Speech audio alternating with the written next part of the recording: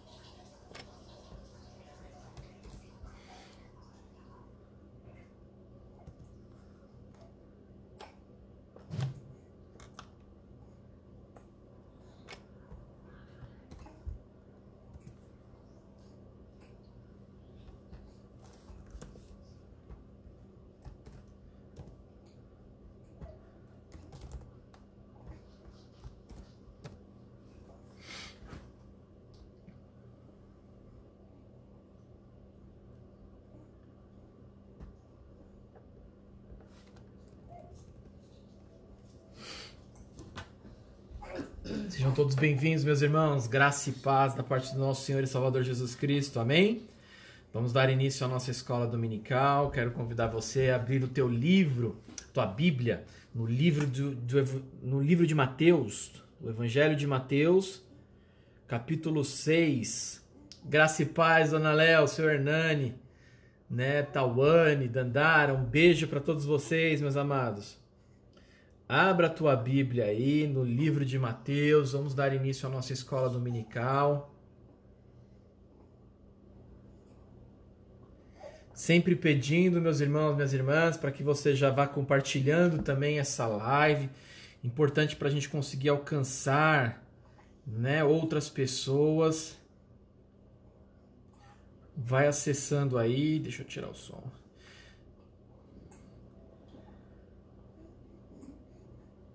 Amém. Livro de Mateus, Evangelho de Mateus, capítulo 6. Nós vamos ler os versículos 5 ao 8. Né? Desde já, deixa aí o seu comentário, sua saudação também, para a gente poder aqui mandar um abraço a cada um de vocês. Né? Dona Léo está aqui presente já. Um abração, Dona Léo, para a senhora. Compartilha também esse link.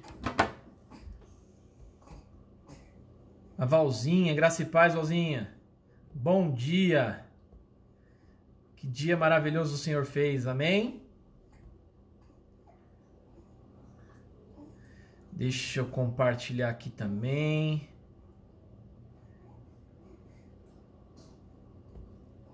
Pronto, compartilhei o meu também. Nós estamos falando um pouquinho sobre a questão da fé, né? Falamos bastante sobre a fé verdadeira na semana passada, né? Na fé do nosso cotidiano, do nosso dia a dia.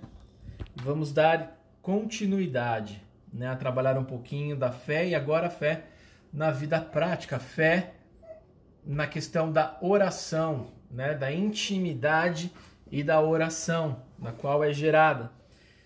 Quero de antemão já entrar na presença do Senhor através de oração, amém? Quero pedir que você, onde você estiver aí, feche os teus olhos agora, né?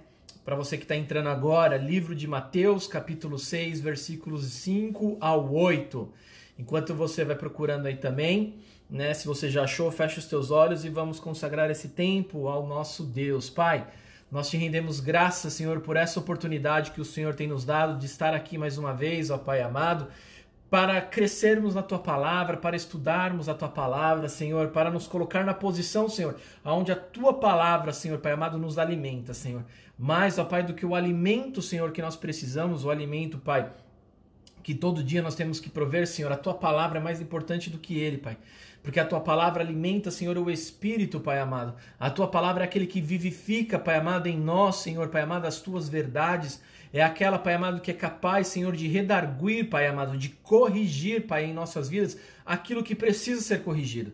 Em nome de Jesus Cristo, meu Deus, mais uma vez clamamos a Ti, Senhor, que a Tua sabedoria desça sobre a minha vida, sobre a vida do meu irmão e da minha irmã que está assistindo agora. Em nome de Jesus Cristo, para que possamos, ó Pai, todos juntos colocar em prática, Senhor, para vivermos uma vida abundante, Senhor, para que tenhamos paz, ó Pai amado, em todas as coisas, Senhor. A fé, Senhor, que gera em nós uma vida saudável. A fé, Pai amado, que em nós gera, Pai amado, uma família saudável, Pai amado, uma igreja saudável, Pai amado, em nome de Jesus Cristo, Senhor, fala conosco nesta manhã através da Tua palavra, para honra e glória sempre do Teu santo nome, que nós oramos e agradecemos.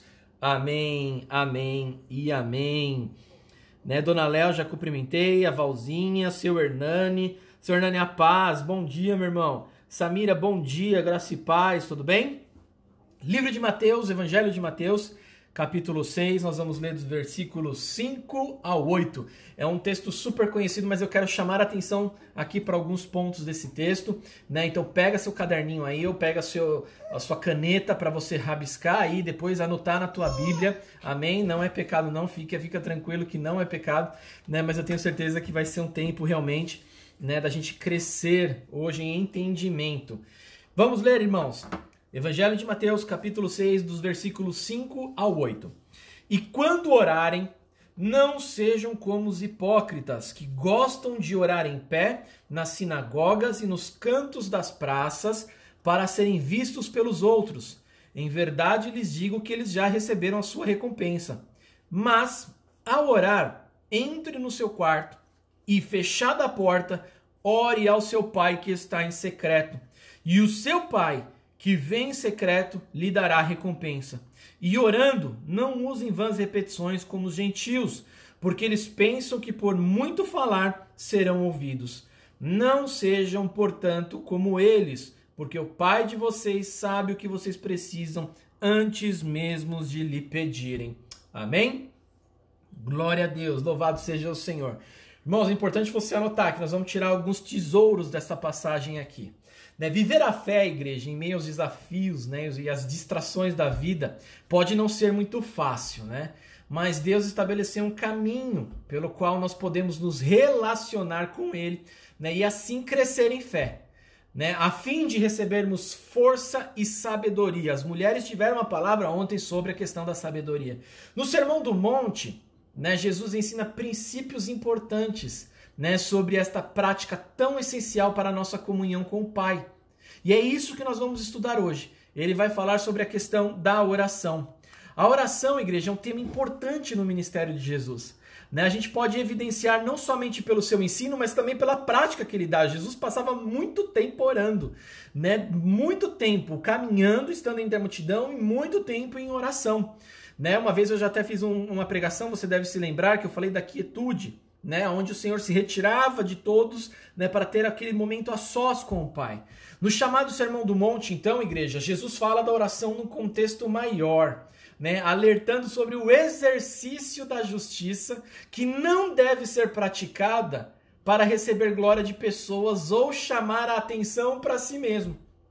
Este bloco de advertência que Jesus está fazendo aqui em Mateus, e a gente pegou essa específica aqui da oração. Mas se você ler o capítulo 6 inteiro de Mateus, você vai ver que ele passa por outras advertências. Ele vai falar sobre a questão da prática do jejum, né? Ele vai falar sobre a prática das misericórdias, né? de esmolas, né? Todas elas advertindo sobre a real intenção. Não dizendo que não devemos praticá-las, porém, como devemos praticá-las, né? Então esse bloco, se a gente ler no capítulo 6, além da oração, Jesus analisa as práticas das obras do jejum, né, da oração e de dar esmolas. E é interessante, igreja, marca isso aí se você puder, que esses três pilares constituíam, né, para o povo de Israel o tripé do verdadeiro culto a Deus. Eles entendiam que essas três práticas constituíam o culto verdadeiro a Deus: oração, jejum e esmolas. né? Esmolas no sentido de você ir ao necessitado, né? De você fazer boas obras, né? E através dessas obras eles procuravam cumprir e concretizar a justiça exigida por Deus. Jesus não afirma, né, que essa justiça não possui valor, não é isso que Jesus está falando. As obras devem acontecer, o jejum é mais do que recomendado, a oração nem se fala, né? Mas o que ele está advertindo aqui é que isso não deve acontecer perante os homens. Devem ser praticadas em secreto, perante Deus, o qual consegue e tem a possibilidade de nos ver em secreto. Aí você vai falar, pastor, mas como é que a gente pode fazer as obras, né? As obras que eu acabei de citar aqui de esmolas, né? Esmolas é chamada no Novo Testamento, mas é no sentido de obras de caridade, né? Como que a gente pode fazer sem ser visto? Quer dizer que eu só posso fazer de madrugada, pastor, quando ninguém estiver fazendo? Não é essa a intenção. A gente vai ver que muito mais do que fazer, né? E tem sido motivo até de discussão. Eu vi muita gente colocando isso no Face. O problema hoje é que quando a gente faz alguma obra de caridade, a gente entrega o alimento com uma mão e com a outra a gente está com o celular tirando foto, né? Para mostrar que, olha que legal que eu estou fazendo. É disso que Jesus está falando, né? Mas vamos lá, vamos continuar aqui.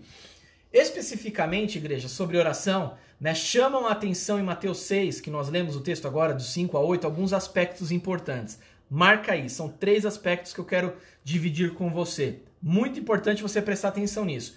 Primeiro, a oração é uma expectativa de Deus. A oração é uma expectativa de Deus.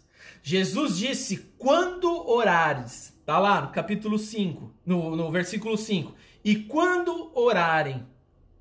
Presta atenção, olha o que diz essa palavra, né? A palavra grega, ela se chama wentav, né? Eu não tenho a pronúncia grega, minha pronúncia grega é horrível, igreja, mas só para vocês entenderem. É uma palavra, quando orarem significa, né, no grego original, wentav, advérbio de tempo, né? Isso indica que a oração vai acontecer. Então, quando Jesus está falando quando orarem, não é uma situação assim, esporadicamente, quando você orar, né? Tem gente que infelizmente só ora no culto de domingo, não é verdade? E ainda só em concordância, né? Que só o pastor está orando, ela amém, amém. Não é isso que Jesus está falando. Essa palavra quando orares, marca aí. É uma questão de um advérbio de tempo, dizendo assim, todas as vezes que vocês orarem, né? De uma oração contínua, de uma oração sem cessar. Jesus não está passando, né, a intenção de dizer assim, quando orares, tipo assim, uma coisa de tempo, né? Eu só oro de quarta-feira, eu só oro de domingo. Olha que interessante isso, né? Como eu tenho falado que quando a gente consegue entender um pouquinho mais, principalmente do original, a gente ganha um pouco mais de peso, né? Nas palavras. Então essa palavra quando orares no original se refere a um aposento. Desculpa. Engasguei. Advérbio de tempo, indicando que a oração vai acontecer. É uma afirmação do Senhor e não uma questão de tempo, né? Quando você sentir desejo de orar, sabe? Tipo, lá no domingo só, né? Então você deve orar desse jeito. Não, Jesus está afirmando. Todas as vezes, rotineiramente, diariamente, né? Sem cessar, orem. É isso que Jesus está dizendo. Esse é o primeiro princípio, esse é o primeiro ponto que eu quero chamar a sua atenção, né, para esse ensino de Jesus, tá? Então Jesus está nos chamando a orar sempre. Ter uma vida de oração. É fundamental isso. O segundo ponto, igreja, que eu quero chamar a sua atenção para esse texto aqui. Está lá na parte no versículo 6 que diz assim, a oração deve ser feita, né, na esfera privada da vida. Quando ele diz assim... versículo 6, mas ao orar, entra no seu quarto, grifa isso aí, marca isso aí no seu caderninho, né? Por quê, pastor? Essa palavra quarto no grego, desculpa te usar de novo, talvez você não goste muito, mas é importante você entender isso. Essa palavra quarta no grego, gente, é uma palavra tameion, que significa, numa tradução mais fiel, câmara. E olha que interessante, e se refere a um aposento usado para guardar suprimentos, onde podiam ser guardadas também coisas de valor. Era um lugar reservado e íntimo. O único lugar da casa que podia ser trancado, né, e não tinha janelas. Olha que interessante isso. Deu para você entender, então, que se a gente fosse fazer uma tradução mais fiel do que Jesus disse, nós estaríamos falando que Jesus disse assim: e quando orares, entre na tua câmara, no lugar que você guarda os teus tesouros, né, guarda as coisas pessoais, né, ao qual é o único lugar da casa de um judeu onde poderia ser trancado, para que nem todo mundo tivesse acesso. Jesus está falando, é lá que você vai entrar para orar. Né? É claro que hoje, para os nossos tempos, o nosso quarto pode ter esse valor. Né? Muitas vezes nós nos retiramos da presença dos filhos, né, da presença da esposa, do marido, e nos retiramos para o quarto. Essa é a intenção mesmo que Jesus está querendo dizer, não está errado. Tá? Mas para você ver como que Jesus está mandando você entrar no íntimo. Né? Como Jesus literalmente está dando a ordem, dizendo assim, vocês vão orar todos os dias, né? E quando fizer isso, entra lá onde ninguém vai te perturbar, né? Para que você tenha intimidade comigo. Portanto, igreja, é duplamente apropriada para ilustrar o sentido do secreto, quando essa palavra quarto ou câmara está se referindo a essa questão, pois ninguém pode entrar nem olhar para dentro daquela câmara, né, na casa dos judeus do Antigo Testamento. Interessante isso, né? Então, olha como Jesus está dizendo, né? Cuidado, tenha concentração, né? Me busque na intimidade, né? Num lugar reservado, né? Para que ali o Pai fale com você.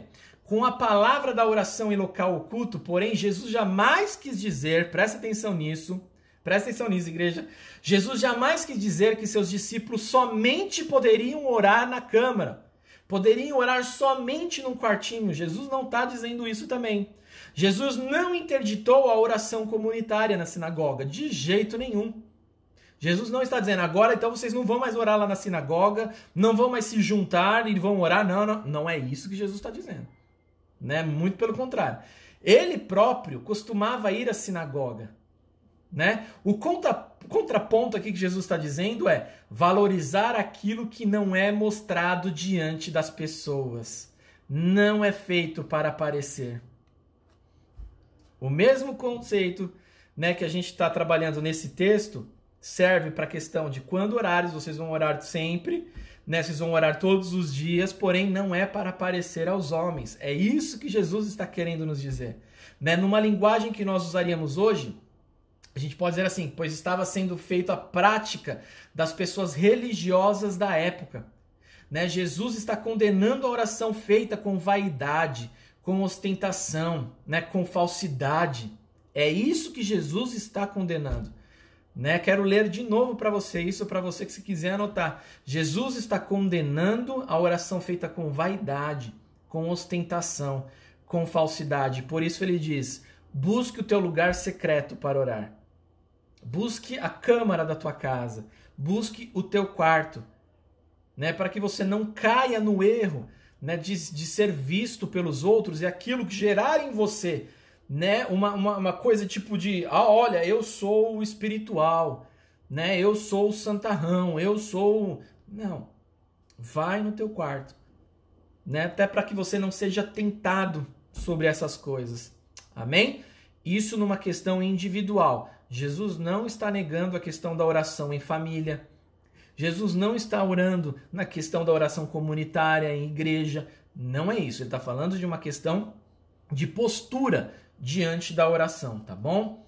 Outro ponto que eu quero deixar aqui para vocês, igreja, vamos anotando, se você tiver alguma pergunta, diz aí, deixa eu ler aqui, acho que o Alex escreveu alguma coisa. O filme Quarto de Guerra passa essa visão, entre outras. Exatamente, Alex, é muito bom esse filme, gente, se você não viu ainda, fica a indicação do Alex aí, né, que realmente esse filme é muito bom, Quarto de Guerra, tá bom?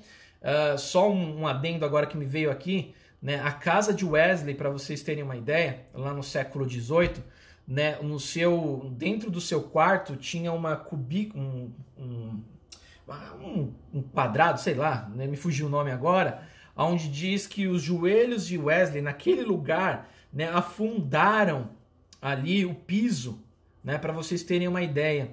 Então, dentro do seu quarto ali, da sua casa, né, que virou patrimônio público na Alemanha, não sei se você sabe, mas dentro do seu quarto tem duas marcas ali do joelho de Wesley, né, onde os historiadores dizem que ali ele passava grande parte da sua vida antes de fazer qualquer coisa, antes de sair para pregar, né, ele se ajoelhava, colocava ali os seus joelhos, né, e orava e depois saía para fazer as coisas, tá bom?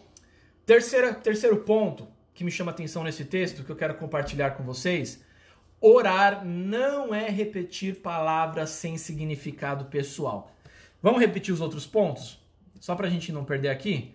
Primeiro, a oração é uma expectativa de Deus, tá? Jesus disse, quando orares, não no sentido de tempo, mas numa afirmação, dizendo, vocês têm que orar, tá bom? Segundo ponto, a oração deve ser feita na esfera privada da vida, né? Então, quando quiseres orar, entra no teu secreto e fala com teu pai que te vê no secreto, no sentido de que você não traga para você fama, reconhecimento, glória, né? E o terceiro ponto agora que eu queria compartilhar com você nesse texto é: orar não é repetir palavras sem significado pessoal. Orar não é repetir palavras sem significado pessoal. Tá lá no versículo 7, ele diz assim: e orando, não usem vãs repetições como os gentios, porque eles pensam que por muito falar serão ouvidos. Vãs repetições aqui, igreja, é uma das traduções também do grego que eu quero trazer para você, que tem a palavra batalogezete. Meu Deus, que palavra é essa? Que pode significar, olha uma tradução mais literal desse termo, olha que legal, tagarelar demais. Então, uma tradução mais fiel desse termo, né, onde a gente fala de vãs repetições, uma tradução mais literal seria a gente dizer assim, tagarelar demais. Só que esse tagarelar demais não é uma situação de você falar demais. Entendeu? Olha que coisa louca isso. Entenda isso para você não se confundir. A questão do tagarelar demais é orar de modo irrefletido ou irreverente. Lembra da aula passada que nós trabalhamos a questão da fé? Que a fé também tem o seu cunho racional? Também nós devemos agir racionalmente, não só racionalmente. Se você não viu essa aula, olha lá na semana passada, né, na escola dominical. Mas nós também temos que entender que Deus também nos capacitou, né, com uma mente maravilhosa, capaz de pensar e raciocinar, né? Então entenda isso. Aqui também nessa questão da oração, Jesus está nos advertindo que essa questão de vãs repetições não é você ficar repetindo somente as palavras, mas está muito mais ligada a uma questão de a gente orar de modo irrefletido, sem refletir o que nós estamos orando, né? Ou até de uma forma irreverente. O que é uma forma irreverente? Orar de qualquer jeito. Orar de qualquer forma, sabe? Como se a gente estivesse falando com um animal, sabe? E por isso que eu falei uma vez, igreja, só chamando a atenção aqui para você entender. Por isso que eu falei para vocês na relação do culto, né? Lembra que agora com o culto, como a gente está fazendo aqui na transmissão, né, irmão, se você tiver com o seu celular ligado e a TV ligada, você não está prestando culto racional ao teu Deus. Você não está cultuando ao Senhor. Muito pelo contrário, você está dividindo sua atenção. Porque o culto ele deve ser racional, ele deve ser entendido, ele deve ser algo que você oferece conscientemente ao teu Deus. Isso também vale muitas vezes para quando nós vamos à igreja, né? Se você vai na igreja sem saber o porquê você está indo, não tem função o teu culto. Agora, se você vai ao culto sabendo, hoje eu vou, porque eu não quero ser apenas um ouvinte, eu quero ser um participante desse culto, né? Eu quero louvar a Deus, eu quero orar a Deus, né? E quando Deus falar, né, eu vou receber a sua palavra, então você está oferecendo o teu culto a Deus. E isso também diariamente na questão da oração. Por isso que esse termo, tagarelar demais, não necessariamente está na questão de falar muito, mas está na questão de orar de modo irrefletido, sem refletir o que você está orando, né? Ou de uma forma irreverente, ou seja, que não tenha reverência. Amém? Que coisa louca é isso. E aí, se a gente trabalhar essa questão da irreverência, meu irmão, a gente pode pensar tanta coisa, né? A gente pode pensar assim, já pensou? A gente orar ao Senhor mascando chiclete, por exemplo? Será que é irreverente? Estou deixando isso para você pensar, né? Será que orar de uma forma irreverente, muitas vezes está orando e com o celular no WhatsApp ligado uma vez? Né? Então perceba como que a gente pode começar a analisar a nossa vida, essa questão da oração, a partir do significado da palavra, de que Jesus nos chama a atenção para isso, né? Não estou dizendo que é certo e errado, estou apenas questionando para você refletir aí na sua casa, tá bom? Então tem essa questão de orar de modo irrefletido e irreverente. Isso tem o significado de vãs repetições, não de necessariamente ficar repetindo a mesma coisa, mas no sentido de orar sem pensar e também na questão de orar de uma forma irreverente ao nosso Deus, né? Parece provável que a palavra indicada, né, mais o falar Parece provável que a palavra indica mais o falar sem sentido do que o falar repetitivo. Né? Tanto que o nosso Senhor mesmo repetiu diversas vezes a mesma oração. Vou chamar a sua atenção aqui para você ver e entender que o pastor não está inventando nada. O próprio Jesus, lá em Mateus 26, 44, livro de Mateus, capítulo 26, 44, diz assim o texto: deixando-os novamente, Jesus foi orar pela terceira vez, repetindo as mesmas palavras. Está aí na Bíblia. Então, ou seja, não é o fato da gente repetir a oração, mas é o fato da gente não refletir a oração, ou então de orar de forma irreverente, né? Sem reverência. Porque entenda que todas as vezes, graças a Jesus Cristo e o seu sacrifício, hoje nós temos livre acesso ao Pai. Só que esse Pai é o Criador de todas as coisas, é o Deus soberano. É o maravilhoso Deus, o perfeito, o alfa e o ômega, o princípio e o fim. Imagine você, meu irmão, entrar de uma forma irreverente na sala de um prefeito que seja. Você vai ser expulso. Você não será recebido. Quanto mais ao Criador de todas as coisas. Mas isso eu não estou falando também, igreja, para que você, em nome de Jesus, também fique com medo de entrar na presença do Senhor. Muito pelo contrário. Tá? Mas é para que você entenda o que Jesus está querendo dizer e o que acontecia com aquele povo, que orava de uma forma irreverente e que orava também de uma forma sem sentido. Apenas orava qualquer coisa e ficava orando qualquer coisa. Tá bom? Então Mateus 26, 44 vai dizer que o nosso próprio Jesus também repetia suas orações. Tá?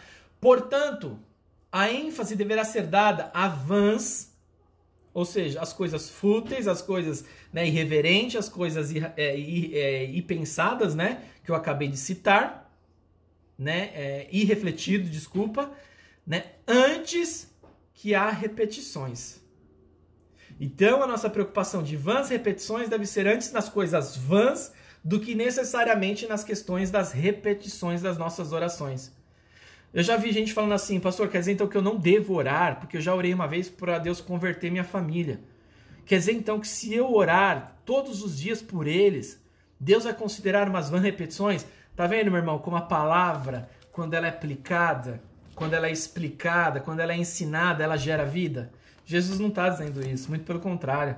Jesus, meu irmão, está desejoso de que você ore incessantemente pela salvação da tua família. Todos os dias. Mas de uma forma consciente e de uma forma reverente. Amém, igreja? Tá entendendo? Deixa eu ver se tem alguma pergunta aqui. O Alex eu já li. Deixa eu ver a Samira. Pastor, sabe o nome da cidade da Alemanha que ficou a casa de John Wesley que você comentou? Exatamente. O quarto de guerra na casa de John Wesley, Londres. Exatamente, Ninho. Fica lá, é um memorial que fez, Samira. Por quê? Na nossa história metodista, né, que a gente já trabalhou muito sobre isso, né, Wesley foi importantíssimo, né, o movimento metodista ele foi importantíssimo naquilo que nós chamamos de depressão, né, da Europa. Veio logo da questão da Revolução Industrial. Uma vez eu já expliquei isso, lembra? Você tinha 100 pessoas para construir uma camisa, 100 pessoas empregadas. Vem uma máquina, tira 99 empregos e deixa uma só para para poder gerir ela, né? Então, ou seja, aquilo gerou muita demissão, muita fome, né? Muitas famílias sem renda. Com isso, a prostituição aumentou, com isso os vícios aumentou e o evangelho, né, a partir de John Wesley, Carlos Wesley, né, os seus irmãos, que veio a ser o metodismo, né, foi fundamental para reerguer, né, a Inglaterra, tanto na influência, para vocês terem uma ideia, cristã, né, de novo entendimento de que Cristo não está apenas olhando para a nossa vida espiritual, mas Cristo se importa também com a nossa vida física, né, com a nossa vida emocional, que é o evangelho que nós pregamos metodistas, né? Então, ou seja, não adianta você ir para o culto, sair falando em línguas, meu irmão, e chegar na sua casa sem ter o que comer, né? Deus não se agrada disso. Por isso que para nós metodistas é ir além, né, do que apenas a vida espiritual, né? Mas é também você ter esse cuidado da parte de Deus na sua vida emocional, você ter esse cuidado na vida também física, né? E também espiritual, porque nós somos um ser integral, né? Nós temos essas três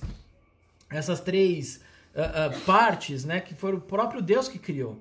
Amém? Então isso é fundamental. Então Wesley teve uma importância gigantesca com o movimento metodista, né, em acolher essas pessoas, tirar elas desses vícios, tirar elas da prostituição, tirar elas da maldade, como também ele operava, né, na questão também política, como eu já citei uma vez, que ele influenciou demais políticos, né, para a abolição da escravatura, né, na Grã-Bretanha, na Europa, né, ele foi fundamental para essa interpretação, né, de que era horrível, ele usa essa palavra horrível, a escravidão, né, de que isso não era aceito diante de Deus, e tantas outras coisas que o Wesley se meteu, gente. Ele se meteu até em sindicato, para vocês terem uma ideia. Não, ele não era de esquerda não, tá? Quando eu digo que ele se meteu em sindicato, porque ele foi na porta do sindicato, né, denunciar o pecado do sindicato, que estava apenas querendo, né, particularidades para os seus proprietários, né, e não para a população, para o povo trabalhador, né? E ele diz que isso também não era agradável aos olhos do Senhor. A história de Wesley é a coisa mais linda, irmãos, é a gente perceber que Deus cuida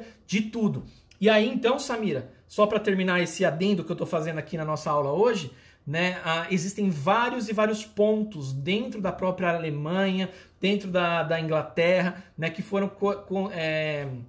foram denominados, né, como patrimônio histórico, né, entre eles grande parte metodista. Né? É fundamental. Se você vai lá para a Inglaterra, você vai ver prédios lá, que está lá no movimento metodista, você vai ver aquelas igrejas bem parecidas com os católicos, sabe? Aquelas igrejas, porque era a visão, né, anglicana antes, né? Você vai ver lá a igreja fundada no século XVIII. É bem legal a história, viu? Bem legal mesmo. Amém, irmãos? Vamos dar continuidade, então? Eu quero continuar falando, então, sobre essa questão das vãs repetições. Entendam, então, que o problema das vãs repetições não está nas repetições, mas estão nas coisas vãs. De orar sem pensar e de orar de uma forma irreverente. É isso que o termo original quer nos dizer, tá? Então, entenda isso. Deus recompensa quem o busca em secreto, e ele certamente sabe as necessidades humanas. Eu falei que eram 3 pontos, me perdoe, são 4, tá, igreja? Eu comi um. Mais um ponto. Deus recompensa quem o busca em secreto, e ele certamente sabe as necessidades humanas. Tá lá no versículo 6 até o versículo 8. Você pode ler isso, né? Recompensar é a tradução para o verbo apadosei. Pastor, o que isso significa? Numa tradução mais literal, significa, né, devolver o que recebeu. Saldar uma dívida. Que coisa louca! Né? Então quer dizer, pastor, que quando eu oro, né, Deus tem a tendência de me devolver algo, de saldar uma dívida. Portanto, Deus considera a oração como nosso presente a Ele, que Ele nos devolve, né, que Ele tem conosco e que Ele salda a nós à maneira divina. Que coisa linda! Não se trata de um prêmio, e presta atenção, igreja, não coloquem, como eu preguei há uns 3 semanas atrás, né, na questão de doar, vocês lembram? Não coloquem a palavra dinheiro. Nós estamos falando de recompensa, de devolver, mas não coloquem a palavra dinheiro no final da frase. Não é isso que o pastor está dizendo, não é isso que Jesus está dizendo. Mas ele está dizendo que Deus tem prazer em devolver a oração recebida. Isso é recompensar. Que coisa linda! Que maravilha saber disso! Né? Deus tem prazer em nos recompensar a oração que nós solicitamos, nós enviamos a Ele. Né? Não se trata de um prêmio, por assim dizer, mas uma resposta divina de Deus, a dedicação dada ao relacionamento com Ele. Sabe aquele jargão que a gente fala que Deus nunca ele não deixa de ouvir nenhuma oração? É a mais pura verdade. Desde que seja nesses princípios que nós estamos estudando. Porque, meu irmão, a oração é a busca do homem para com Deus. É o esvaziar-se para que Deus devolva mais dele em nós. É o relacionamento que nós temos com o nosso Criador. Tantas vezes você já ouviu da minha boca essa palavra, relacionamento. Deus, por mais supremo, majestoso, maravilhoso, como eu disse agora, né, o Alfa e o Ômega, sabe, o Criador de todas as coisas, aquele que diz que os seus pés descansam aqui na terra. Meu irmão, Ele busca relacionamento com você.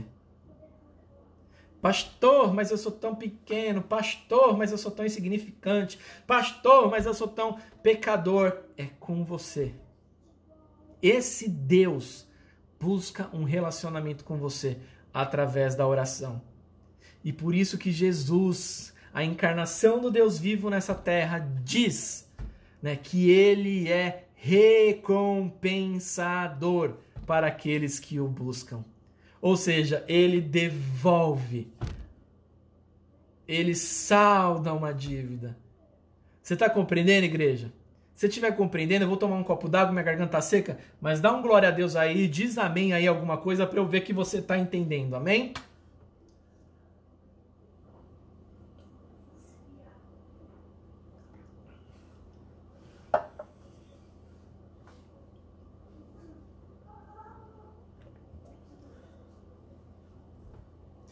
Enquanto isso, deixa eu dar uma lida aqui rapidinho no que o Alex escreveu.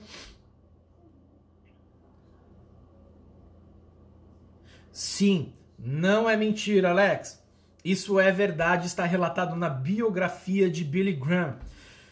Billy Graham, meu irmão e minha irmã, foi um dos maiores pregadores, né, que já passou por essa terra. Ele faleceu recentemente, né? Billy Graham, para vocês terem uma ideia, os presidentes dos Estados Unidos, ao tomarem posse, eles convocavam Billy Graham para orar por eles, né? E é fato, diz que ele viajou, né, até essa casa de Wesley, ele conta isso na sua biografia, e diz que ao chegar lá, nesse lugar de oração de Wesley, ele clamou, Alex, dizendo assim: Senhor, faz de novo. Ele falou isso porque ele sabia da história de Wesley, que o Wesley fez na Europa, através do movimento metodista, né?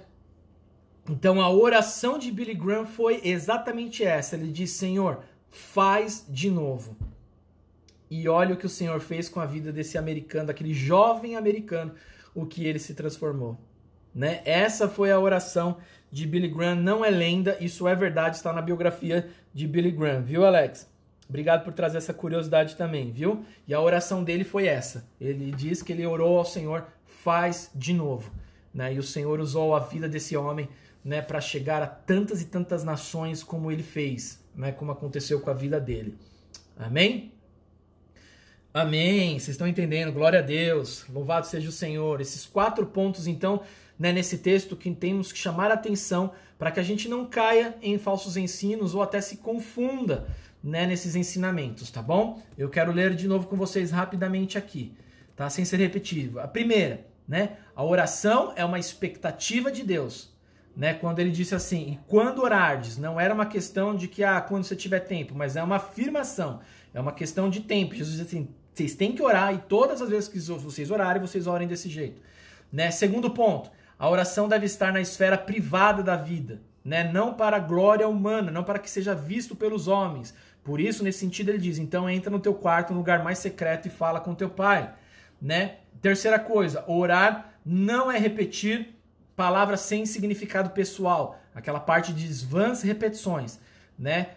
Vãs repetições, numa tradução mais literal, significa, né, orar de forma irreverente, né? E também orar de uma forma irrefletida. Fechou? E o quarto ponto que nós trouxemos agora, né? Essa questão de que Deus recompensa aqueles que o buscam. Né? Deus tem prazer em se manifestar aos teus filhos através desse relacionamento. Amém? Quero fazer uma pastoral rapidinho com vocês aqui. Quando nós queremos conhecer alguém, né, nos aproximamos da pessoa e procuramos saber mais sobre ela. Né? Assim é com Deus. Ele nos criou para o relacionamento com Ele. E a oração é o meio mais poderoso para aprofundar este relacionamento e torná-lo íntimo de cada um de nós. Bill Hybels, no seu livro Ocupado Demais para Deixar de Orar, ele declara que a oração é a forma de viver intensamente o relacionamento que Jesus descreveu em João 15, 5-8. Vou ler de novo. Bill Hybels, no seu livro Ocupado Demais para Deixar de Orar, ele declara que a oração é a forma de viver intensamente o relacionamento que Jesus descreveu em João 15, de 5-8. Pastor, que relacionamento é esse? Vamos ler? Eu quero ler com você, só para vocês entenderem. João 15, 5-8. A videira e os ramos. Eu sou a videira, vocês são os ramos. Quem permanece em mim e eu neles, esse dá muito fruto, porque sem mim vocês não podem fazer nada. Se alguém não permanecer em mim, será lançado fora, à semelhança do ramo, e secará. E o apanham, lançam ele no fogo e o queimam. Mas, se permanecerem em mim e as minhas palavras permanecerem em vocês, pedirão o que quiserem e lhes será feito. Aleluia. Nisto é glorificado meu Pai, que vocês deem muitos frutos. Assim mostrarão que são meus discípulos. É isso que Bill Hybels está querendo dizer, esse tipo de relacionamento. De que você que me assiste hoje, você foi chamado para dar muitos frutos. Você ainda pode estar olhando e dizendo assim, pastor, ainda não tenho frutos. Eu ainda não sei, pastor, ainda muito bem lidar com essa situação. A primeira coisa que você precisa entender é buscar ao Senhor em oração. É ter um relacionamento. É saber que não é um monólogo, mas é uma conversa. É você crer que esse Deus tem ouvidos para te ouvir. E como diz o texto bíblico lá nos Salmos, agora me fugiu, ele inclina a sua cabeça para ouvir. Se você entender, meu irmão, que a oração faz parte fundamental de uma fé viva e verdadeira, benéfica, que te traz saúde, como nós falamos no domingo passado, busque tirar um tempo todos os dias para falar com esse Deus majestoso. Ele tem prazer em te ouvir. Ele tem prazer em falar com você. Aleluia, glória a Deus. Quero continuar. Podemos dizer então que a oração é um combustível para manter a nossa vida espiritual. Ela nos aproxima de Deus, nos proporciona suas bênçãos como resposta e alimenta a fé. E eu gosto desse termo combustível, porque quantos de nós muitas vezes, meu irmão, nos sentimos às vezes cansados, fadigados, sem tempo. E com isso, qual é uma das primeiras coisas que a gente acaba deixando? A oração. É a oração. Quando nós não priorizamos a oração, e entenda que faz uns 2, 3 domingos a gente está falando de alguns princípios. Você lembra do que nós falamos do princípio do dízimo? Princípio, gente, é algo que deve ser praticado. E quando nós tratamos sobre princípios, igreja, eu vou falar uma verdade, frase de Facebook, tá? Minha, depois você pode colocar lá. Irmãos, a Bíblia não é democrática. Não é. A Bíblia não está dizendo, Jesus não está dizendo para nós, como eu mostrei para vocês aqui, sabe? No sentido de dizendo assim, olha, quando vocês quiserem orar, Jesus não está dizendo isso. Jesus está falando assim, orem. Viu o que João está querendo nos dizer? João está nos dizendo exatamente isso, dizendo assim, se vocês permanecerem em mim, vocês vão dar muitos frutos, mas se não permanecerem em mim, não serve para outra coisa, a não ser jogada, né, como um galho seco e vai lá para o fogo e vai pegar fogo. Então, nesse aspecto, igreja, a Bíblia não é democrática. Ela não está perguntando a tua opinião. Né? Deixa eu pegar alguém aqui, ó. O seu Hernani. Seu Hernani, o que o senhor acha sobre orar todos os dias? Não, a Bíblia afirma, ore sem cessar. Por quê? Porque ela nos mostra, ela é o parâmetro da nossa vida. Ela é aquela que nos baseia, ela é aquela que nos dá a vida em abundância. Que nós temos buscado muitas vezes, meu irmão, essa vida em abundância fora das Escrituras, fora de um relacionamento com Deus. E essa tem sido a desgraça de muitas pessoas. Nós temos buscado a felicidade a qualquer custo. Mas, meu irmão, eu posso dizer a você que eu não nasci pastor. Já fiz muita besteira na minha vida. Tenho testemunho a dar com pau, meu irmão, sobre besteiras que eu fiz. E eu posso dizer que em todas elas eu encontrei a vida abundante só aqui. E hoje sou feliz. Não estou isento de problemas, muito pelo contrário. Mas eu posso dizer que nenhuma delas me rouba a paz que eu encontrei no meu Senhor Jesus Cristo. Nenhuma delas me rouba a paz que eu encontrei em Jesus Cristo. Amém? Então entenda isso. A Bíblia ela não é democrática. A Bíblia, ela é literalmente a palavra de Deus. E aquele, meu irmão, que a cumprir, aquele que a observar esses princípios que nós temos dado como igreja, viverá essa vida abundante. Como nós falamos, a prática do dízimo e da oferta. Como nós falamos aqui da prática do jejum. Nós já falamos sobre a prática do jejum, vocês lembram? Sobre a prática da oração. Os meninos, o Jonatas e o Lucas, têm feito um trabalho maravilhoso falando sobre a questão das orações. Né? Porque são princípios. Ah, pastor, estou meio desanimado. Eu aposto que a primeira coisa que você deixou foi a oração. E sem esse combustível, esse desânimo chega. Porque vira uma fé que não é saudável. Vira uma fé circunstancial. Vira uma fé que só vai ser exercida quando a gente tem problema. E Deus não quer isso. Deus nos chama como filhos. 2 domingos atrás, pregação do pastor Tiago, lembra? Filhos. E filhos nós queremos perto. Filhos nós queremos relacionamento. Amém? Jesus mostrou a importância da oração privada quando nos retiramos para estar a sós com Ele. O aposento citado aqui por Jesus é um modelo de lugar para isso, onde nós podemos estar a sós e sem interrupção. Num intervalo de tempo em que não tenhamos nada mais para fazer do que nos dedicar ao diálogo com o Senhor, é isso que Ele espera. Essa oração não anula a oração pública e nem o exercício da oração constante, conforme orientou Paulo na primeira carta aos Tessalonicenses 5,17, orar sem cessar. Esse exercício da oração constante, igreja, é possível pela convicção.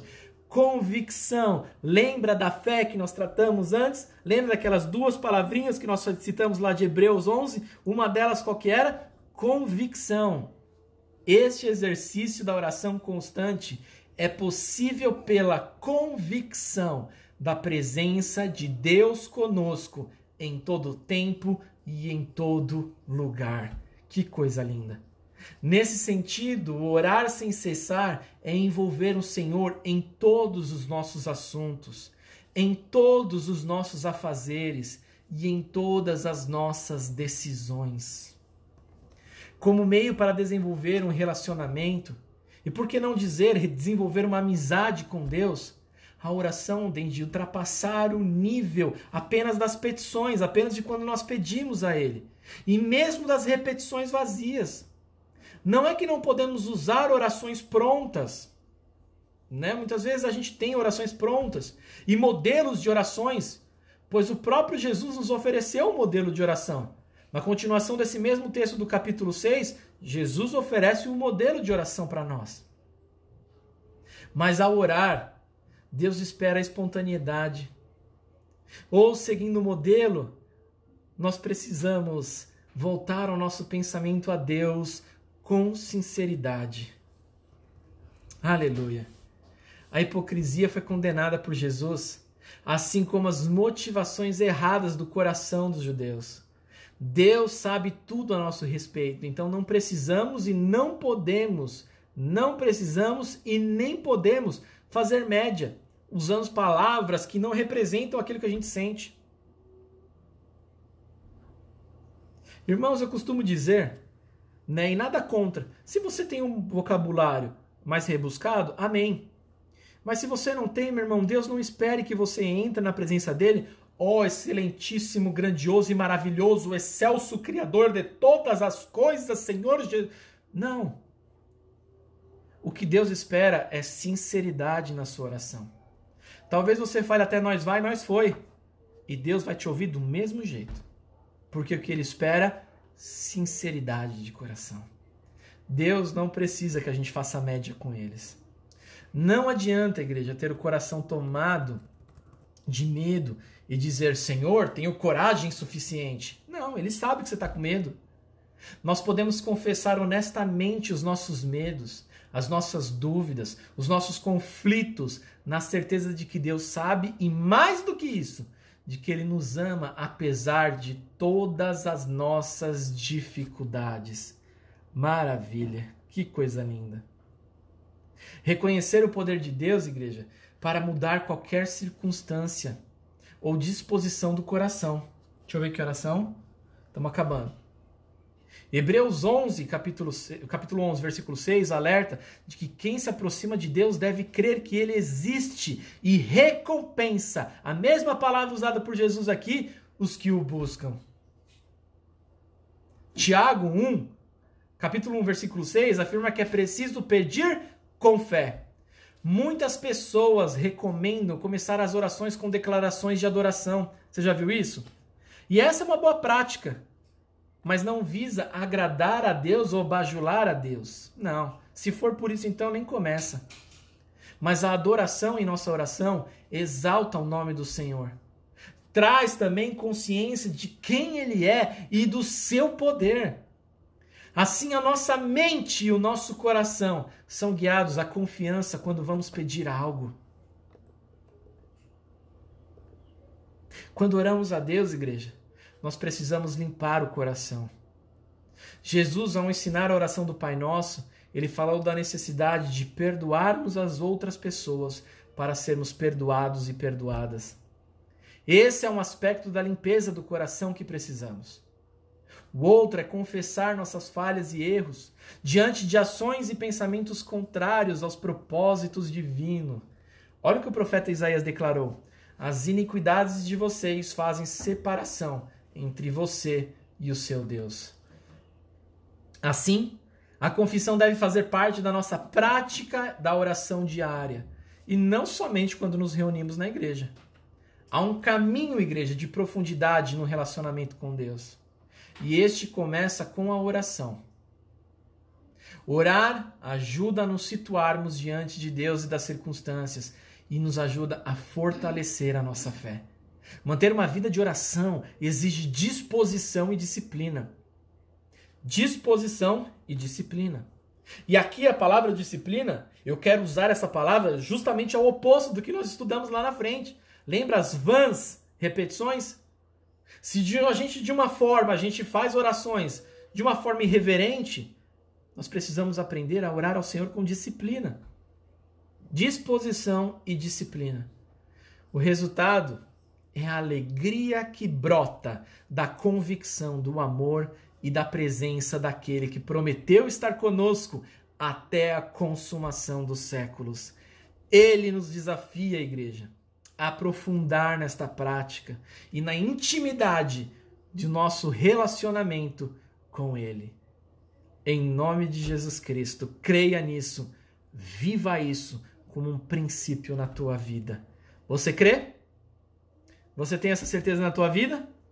Dá um glória a Deus. Deixa eu ver se você entendeu aqui. Eu vou tomar mais um pouquinho de água. Tem uma pergunta aqui da Dona Léo que eu já vi já. Tezinha, você me ajuda, amor?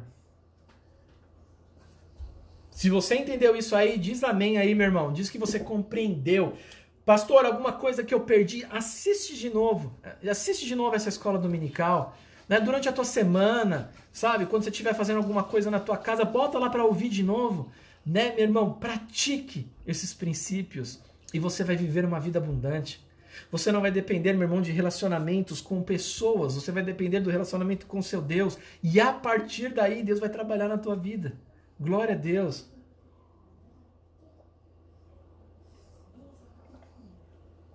Aleluia, glória a Deus. Tem uma pergunta aqui agora, deixa eu ler. Pastor, quando ficamos com preguiça de levantar para orar e oramos deitado, é a mesma coisa? Ou Deus não se agrada? Boa pergunta, minha irmã.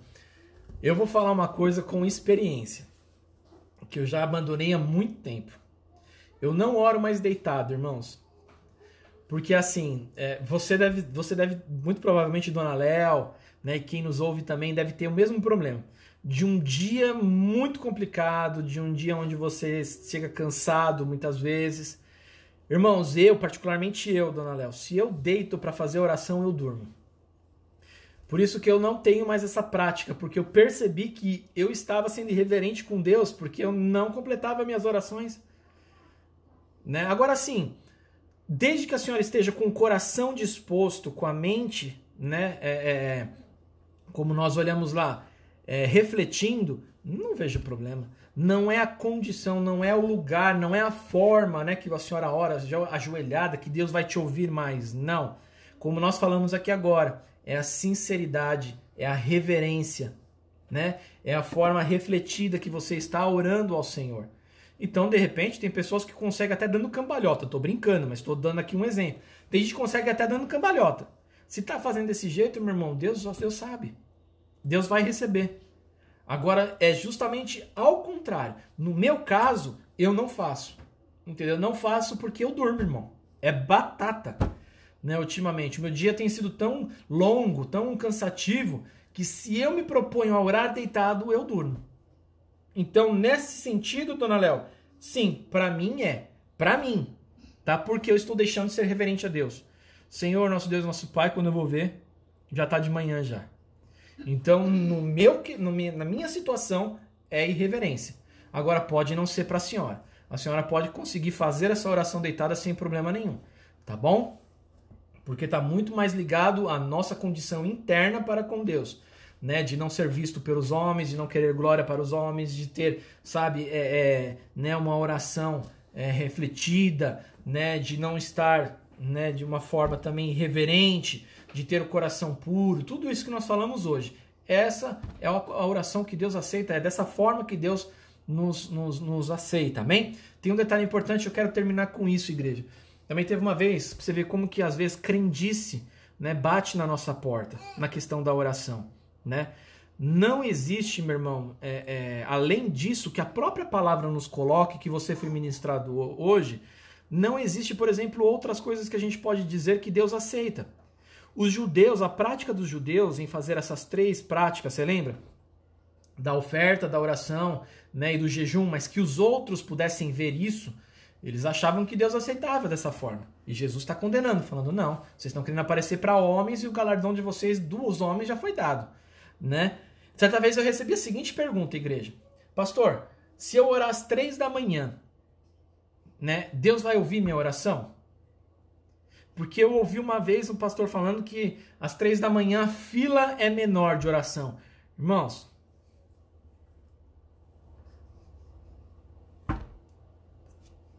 o que vocês acham disso? Né? Tô perguntando agora como escola, o que vocês acham disso?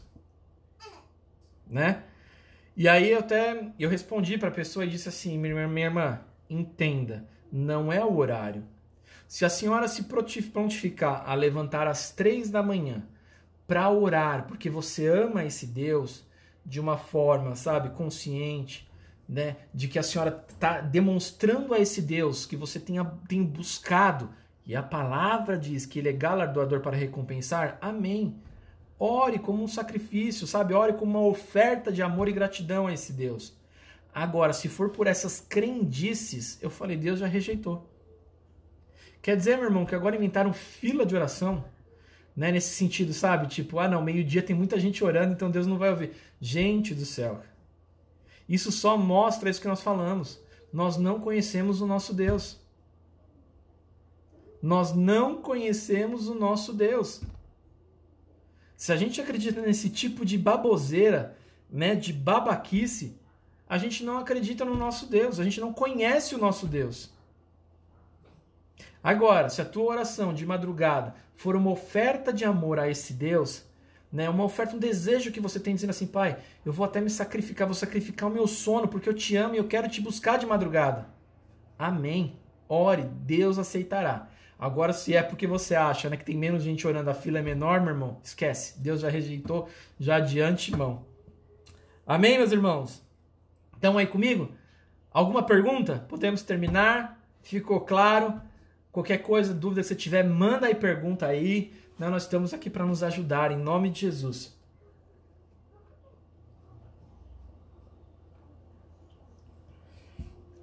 Glória a Deus. Eu vou orar então, meus irmãos. Lembrando da sala dos nossos adolescentes, às 16 horas, tá? Pelo Messenger. E o nosso culto às 18 horas, né? Vamos ter uma palavra hoje maravilhosa, né? Da nossa missionária Taizinha, que vai trazer a palavra hoje, né? Vamos ter louvor abençoado. Prepare o seu coração aí também para oferecer o melhor culto ao nosso Deus, amém? E quero novamente dizer, meu irmão, né? Não perca essa série de estudos que nós estamos falando sobre uma fé, né? Uma fé que gera vida, uma fé que gera, sabe, uma vida saudável, uma vida abundante. Né? Se você perdeu a aula passada, visita lá a aula passada lá e essa aqui também sobre a questão da oração. Né? Tem muita gente que fala assim, pastor, mas eu oro, Deus não responde, esse Deus não me ouve. Né? Olha como se a gente entender, né, o que Jesus está nos dizendo, a gente consegue compreender melhor, né, de como devemos orar. Amém? Vamos orar, igreja? Pai, nós te rendemos graças, Senhor, por esse tempo. Nós te louvamos, nós engrandecemos o teu santo nome. Nós, ó Pai amado, queremos te adorar, ó Pai amado, não como bajulação, como nós falamos aqui, mas por quem realmente tu és, Senhor. Tu és, ó Pai amado, nosso Deus. Tu és, ó Pai amado, o Criador de todas as coisas. E não só o Criador, como tu és também, Pai amado, o sustentador de todas as coisas, Pai. É tu, Senhor, quem sustenta, Pai amado, as nossas vidas. É o Senhor quem sustenta, Pai amado, a nossa saúde. É o Senhor quem sustenta, Pai amado, os nossos trabalhos. É o Senhor quem sustenta, Pai amado, a nossa vida por completo, Senhor. E nós te agradecemos, ó Pai amado. Te agradecemos porque o Senhor é tão maravilhoso, Pai amado, que mandou chuva quando essa terra precisava, Pai. Oh, meu Deus, que manda, Pai amado, o sol, Pai amado, quando nós precisamos. O Senhor tem cuidado de todas as coisas, meu Pai. Nós te rendemos graças, Senhor, pela beleza da tua criação. Nós, Pai amado, te glorificamos, ó Pai amado, por quem tu és, santo, Pai amado. Nós queremos te agradecer, Senhor, por esta igreja, Pai amado, maravilhosa que o Senhor tem, Pai amado, consolidado a cada dia, edificado em cima da tua palavra, Pai. Ô, Senhor, e nesta manhã especificamente, ao falarmos, ó Pai amado, da fé, a fé, Senhor, Pai amado, através que é exercitada em nossas orações. Nós queremos, ó Pai amado, te agradecer por essa palavra. Nós queremos te agradecer, Senhor, por esse texto, Pai amado, onde Jesus nos mostra exatamente, Senhor, como devemos orar, ó Pai amado. Quais são os princípios da oração, Pai amado. E a busca que o Senhor tem, Pai amado, de uma intimidade, de um relacionamento, Pai amado, para com o seu povo. E eu te agradeço, Senhor, porque esse relacionamento, Pai, não é só para homens. Não é somente, Pai amado, para pastores. Não é somente, Pai amado, para Billy Graham. Não é somente para John Wesley, como nós citamos hoje na nossa aula, Pai amado. Esse relacionamento o Senhor deseja e espera a todos aqueles que te buscam. Porque o Senhor é recompensador. O Senhor há de pagar, como nós vimos hoje, Pai amado, a todos aqueles que te buscam. Pai, pedimos, Pai, humildemente, que nos dê um domingo, Pai amado, abençoado. Junto, Pai amado, os nossos familiares, ou até mesmo talvez sozinhos, mas juntos com a Tua presença, sentindo a Tua doce presença, nos preparando, Senhor, para logo mais oferecermos o nosso melhor culto ao Senhor, Pai amado. Não somente ouvintes, mas praticantes, oferecendo ao Senhor, Pai amado, o culto racional. Oferecendo as nossas orações, ó Pai amado, com reverência. Oferecendo as nossas orações a Ti, Senhor, Pai amado, de uma forma refletida, Senhor. Para que o Senhor que se alegra, tenha alegria, Pai amado, em ouvir as nossas orações. O Senhor seja glorificado, Pai, em todos os tempos, por mais essa escola dominical e principalmente pela Tua palavra e a vida que ela gerou em nós. Em nome de Jesus Cristo. Amém, amém e amém. Amém, meus irmãos, minhas irmãs? Um beijo no coração de cada um de vocês. Deus abençoe. Um ótimo domingo a cada um. E até daqui a pouquinho às 18 horas. Amém? Jussara, meu irmão, beijão pra você, pro Josué, pro Gilmar. Que bom que você está aqui nos acompanhando. Dona Léo, imagina, Dona Léo, qualquer dúvida que a senhora tiver, pode mandar. Nós estamos aqui com uma família ajudando.